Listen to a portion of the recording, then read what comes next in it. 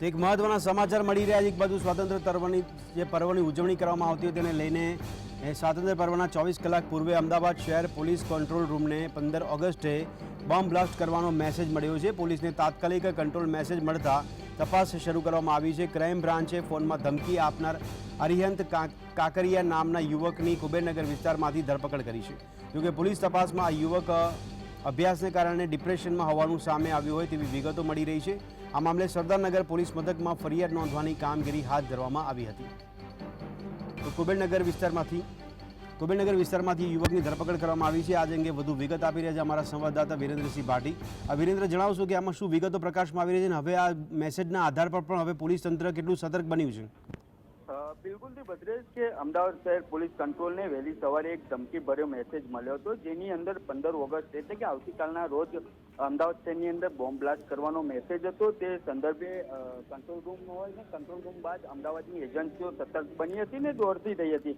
ત્યારબાદ જે આ મેસેજ કરનાર વ્યક્તિ હતો તેની તપાસ શરૂ કરવામાં આવી હતી। હાલ અમદાવાદ ક્રાઇમ બ્રાન્ચે જે ધમકી આપનાર યુવક અરિહંત કાકરિયા હતો તેની અટકાયત કરવામાં આવી છે। આ જે યુવક છે અરિહંત કાકરિયા તે કુબેરનગર વિસ્તારનો એટલે કે સરદારનગર વિસ્તારનો રહેવાસી છે। તે યુવકની તપાસમાં હાલ પોલીસને પ્રાથમિક રીતે જાણવા મળ્યું છે કે તે યુવક અભ્યાસના કારણે ડિપ્રેશનમાં હોવાના કારણે આ પ્રકારની ધમકીભર્યો મેસેજ કરવામાં આવ્યો હતો।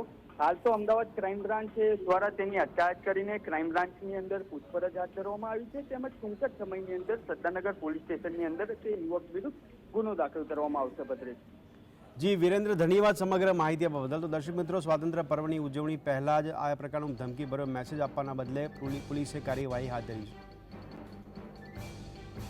તો અમદાવાદ પોલીસ કંટ્રોલ રૂમને જે બોમ્બ બ્લાસ્ટ થવાનો મેસેજ મળ્યો હતો તે યુવકની ધરપકડ કરવામાં આવી છે। યુવક જે છે સરદારનગર વિસ્તારનો રહેવાસી હોવાની માહિતી સામે આવી છે।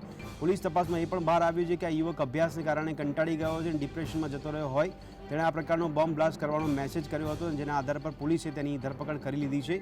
આગળની કાર્યવાહી પણ હાથ ધરવામાં આવી છે। બીજી બાજુ સમગ્ર શહેર સહિત રાજ્યમાં સ્વાતંત્ર્ય પર્વની ઉજવણીની તૈયારીઓ ચાલી રહી છે।